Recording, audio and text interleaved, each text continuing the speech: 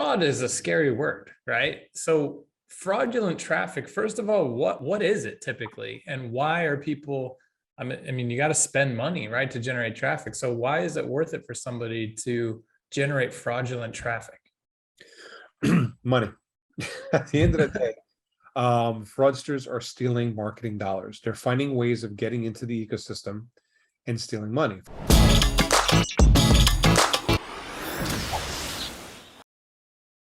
Hi, everyone, and welcome to another episode of the High Level Spotlight Sessions, where we showcase awesome marketers doing awesome marketing. Today, I am joined by Richard Kahn. He's the CEO and co-founder of Anura, which is an ad fraud detection solution. Rich, thanks so much for coming on the show. Thanks for having me. So when we first got introduced, I have to say I was a little skeptical. I was like, wait, is this even a problem? How come I don't hear people talking about this more? And then what's funny is I was at a conference, speaking at a conference last week, and I saw Qasim Aslam.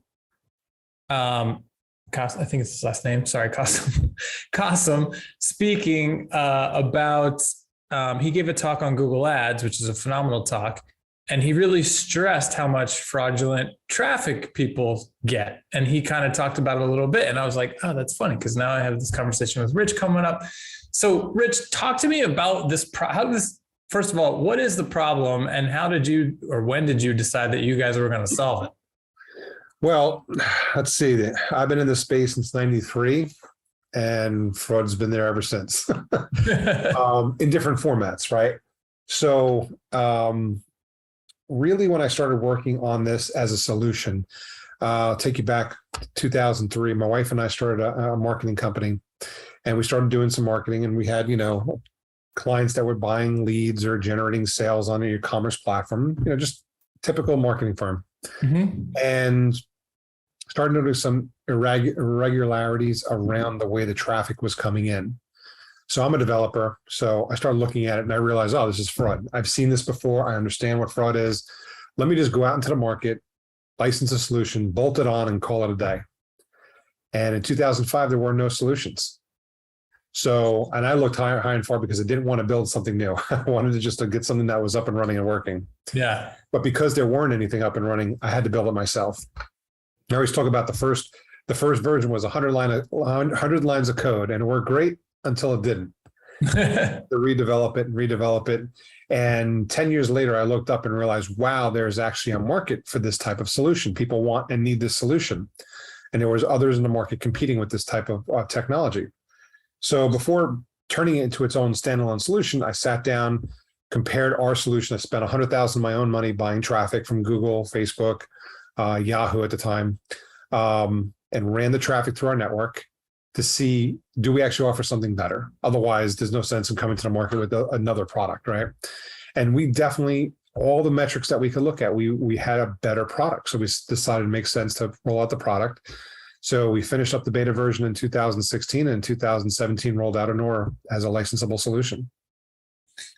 So fraud is a scary word, right? So fraudulent traffic, first of all, what is it typically? And why are people, I mean, you got to spend money, right, to generate traffic. So why is it worth it for somebody to generate fraudulent traffic?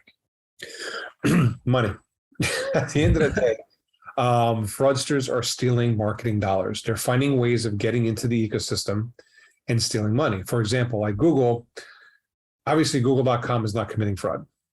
I'd like to believe they're not committing fraud. They're not committing fraud. So, but they don't get all the traffic from their site. In fact, most of their traffic comes from partner sites. Okay. Therein lies the problem. People are getting paid to drive traffic to Google, and Google pays out $1, $2 a click. So there's a big incentive to doing it, right? I think this year, worldwide spend on digital marketing is going to be over $500 billion. I think it's this year, worldwide. $100 billion this year will be lost to fraud. People don't realize. I tell people when I'm talking to them on the phone, I said, look, at this day and age, it's not a question of if you have fraud, it's a question of how much. But so why? Why would somebody send fraudulent traffic to my site? What's in it for them? It's flat out money. They're making money in some fashion. So look at display marketing, right? It's the biggest form of marketing on the internet is banners, right? You see banners everywhere. So let's say I'm a fraudster and I figured out a way to ramp up impressions on my account so I can get paid. That's step one. But they realize if they generate so many impressions and no clicks, their account's going to get shut off.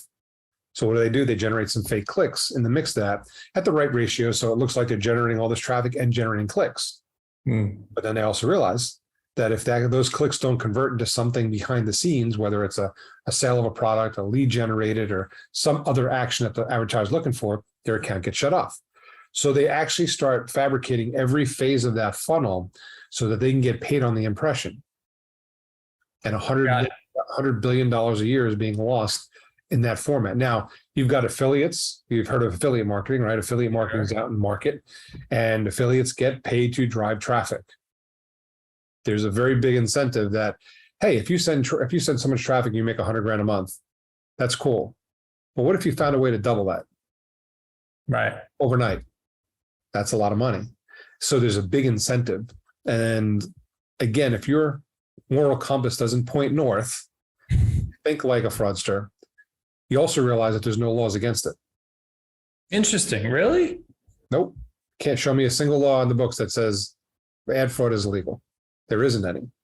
In fact, I got to find this article because everyone always asks me about it, but I remember reading an article about a gentleman in Chicago. So this is Chicago. This is not overseas. Chicago. He committed ad fraud to the tune of $35 million. And he got caught, but there's no laws in the books. So they ended up getting him for something else. He paid his taxes, so it wasn't tax evasion. I forget what it was, but when it was all said and done, he owed like $100,000 slap on the wrist and like 90 days in local jail. Wow. So again, for somebody who's committing crimes of a $35 million nature, $100,000 and 90 days in jail is probably not that big of a punishment. No, definitely not.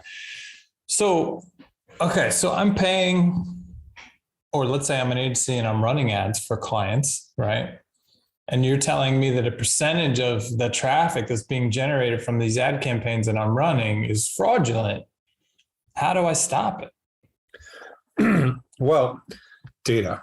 It all comes down to data. So there's a lot of stuff that people can do depending on, like, it all depends on how you get the traffic. Is it coming in from affiliates? Is it coming in from search and social? Is it coming from programmatic? Is it coming from, any one of these channels has different ways of trying to, that you can try to protect it. And it's really looking at the data. The problem is you're going to be able to identify things in broad stroke effects. So let's say you're an affiliate marketer. I'll just use affiliates because they're one of the highest levels of fraud out in the marketplace. Average level of fraud on affiliates is 45%. Jeez. So let's say you sit down, you start looking at your back-end numbers, you're looking at conversion values, you're looking at chargebacks that can take months to come back, and you put all this data together and you realize, oh, okay, I've got a fraudster that's got really high levels of chargebacks. Really, you can knock them out. It's kind of a broad stroke effect, and you can start minimizing, or reducing your effect to fraud that way. But even back in the day in 2005, when I was trying to build something, I wanted something that was going to individually isolate the individual visitor that was fraudulent and be able to block that visitor, because I felt that, okay, I knew it back then, half the traffic coming from affiliates was fraudulent. So if I can cherry pick the good stuff from the bad, I can make some good money, because I don't want to toss out somebody who's got 50% fraudulent traffic when 50% is really good traffic. I just want to access and pay for the good traffic. Mm-hmm. That's when I started building this solution to help identify individual visitors that were good, individuals that were bad, and then be able to do something in real time with those visitors. So how does it work with paid traffic, right? Because I've already paid for the click. And if it was fraudulent, it's not like I can't go to Google and say, hey, I have proof that click was fraudulent. I want money back, right? You can. There's a form that Google has online that you can ask for credits. The last person, I just spoke to a person last week. He basically spent, I don't know, tens of millions of dollars a month with Google. So he's spending a lot of money. He applied for $100,000 credit in fraud, had all this analytics, all this data, he got 3 cents. So it's not worth the time to go after credit, right? You want to practice the art of avoidance. That's what we're talking about. Always practicing the art of avoidance. So we have ways of, integrations that we've built with Google, with Facebook, Microsoft, YouTube, Twitter, with all the major networks that help us hide your ads from fraudsters. So that this way you can avoid having an ad clicked on by somebody that's fraudulent in the get-go. And again, you need technology for that. It's not something that you can look at data and then go back after the fact. Because like you said, if you go back after the fact, it's too late. You already paid for the click. Right. We all know that Google's not going to give you credit. I mean, not any substantial credit. Nothing worth your time. And it's actually, I read an article, there was something that Google gives back on average to claims of fraud, 3%. Jeez. So for every $100 that people put in to try to get credit, $3 is paid out. Well, I mean, at this point, it's kind of easy to see why it's such a problem. If there's no laws against it, it's not even worth fighting it after the fact. I mean, no wonder this still exists. I mean, it must be pretty lucrative for people that are willing to go through all of this. The people that commit fraud, $100 billion is a very lucrative market. I mean, that's bigger than a lot of different markets that are out in the marketplace. $100 billion up for the taking with no repercussions. I mean, that's crazy. Now, granted, there's ways of trying to get these people if you can identify them, but we have privacy laws in this country that protect you. In fact, you see Apple and Google all doing their share in trying to give people privacy, but on the flip side, they're making it private. They're actually protecting the privacy rights of fraudsters. So now it's you want privacy, but you want to be able to catch the bad guys. So If you're not a bad guy, you're willing to give up a little bit of privacy in order to get protection. But again, that's not the way that the market's going. So is there a way, if I'm listening to this and I'm like, oh my gosh, I wonder if I'm suffering from fraud traffic, is there a way to is there a litmus test for this? Yeah. So what we do, usually when we talk to somebody on the phone, we're talking about the problem that they're having. Usually people call us once they realize something's going on. Hey, I'm calling a bunch of leads and they're swearing up and down they didn't fill out the form. My chargeback ratio is climbing. They have some indication that something's going on. Clients are not happy with the traffic. There's something going on. Mm-hmm. So typically what we do when we bring on a new client, we do a 15-day free trial right out of the gate. We want to find out how much fraud are they dealing with that we can catch, right? So we run a test. In 15 days, within a couple of days, we'll know exactly what their fraud rates are. And then we can decide if there's a financial, benefit to solving it. Mm-hmm. And that's really where it starts. It starts with the like you said, a litmus test to see how much fraud you have and what the economics behind it. Pretty much every client we work with, there is an ROI on our product. So they're going to save a lot more money in fraud than we charge them for our service. But the nice thing is we have to work with the client because, when you're looking at different solutions, for example, when you go out into the marketplace and you buy a solution, you buy a CRM, you buy, some type of, automated software package or something to do different things in your business, you just expect it to work, right? It says it's going to do this. It's supposed to do this. It does it. In my space, it's not like that. In my industry, there's a lot of companies, because fraud is such a big thing, that are sprouting up overnight, putting together half-assed systems, and then going to market with a system that they're trying to sell to people. And they don't care what they charge them because it's free money. Their barrier to entry, it took no time to get into the market. Their system isn't what I call a legitimate fraud detection system. So you have a lot of systems out there, and there's a way to judge those too. We've all heard of the MRC. They're a big organization, the Media Rating Council. And then there's another organization called TAG, which is a Trustworthy and Accountability Group. Okay. These two organizations are the only two organizations in the world that certify fraud solutions. So what they do is they have a third-party auditor come in and spend 3 months going through everything, all the code, the processes, the database entries, everything to make sure that they're following best practices for a fraud detection company for that year. And then if they're following all the stuff and they're doing everything right, they get a stamp of approval, and now they're considered a certified fraud solution. Like in my space, there's probably 50 to 100 companies in the marketplace that do some type of fraud detection. There's only 8 of us that are actually certified by a third party. Interesting. So there's a lot of people out there posing as fraud solutions that really don't do the job.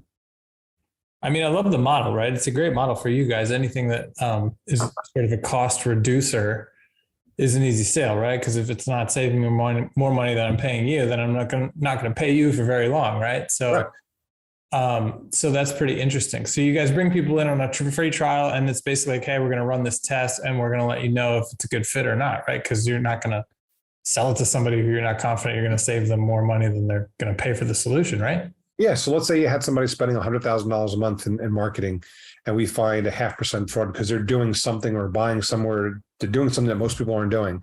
Mm-hmm. Great. I can save you $500 a month. That's not going to be a worthwhile client for us. And it's not going to be worthwhile to them. Whatever they're doing is already working, and we give them a sanity check. Like sometimes we'll have companies come to us and said, the last 10 years, they've been building their own solution because nothing in the market worked prior. So they built their own solution, and we'll do a sanity check to see if they're missing anything. Most of the times we find enough fraud to say there's a financial benefit to working with us. You have two sets of eyes, your eyes and our eyes. And it's funny because I always talk to them, and it's like, all right, we have 6 dedicated people on our team that are looking at this on a daily basis. This is their sole job. So you add up the 3 resources of what they're spending, and it's way more money than we charge. Even one person is more than we charge. So if you have dedicated resources that are working on it, there's a cost there. Well, so as a media buyer, if I'm listening to this, is it true if I'm like, well, man, we're spending a ton of money, or our clients are spending a ton of money in ads, and the ads are performing pretty well, like the cost per conversion is acceptable. But hearing this, if there's a lot of fraud in there, that means our numbers should be even better and we could improve the campaigns. You're basically, let's say if you're buying programmatic, again, largest channel in the market in digital marketing is programmatic, and you're used to a watered down ROI.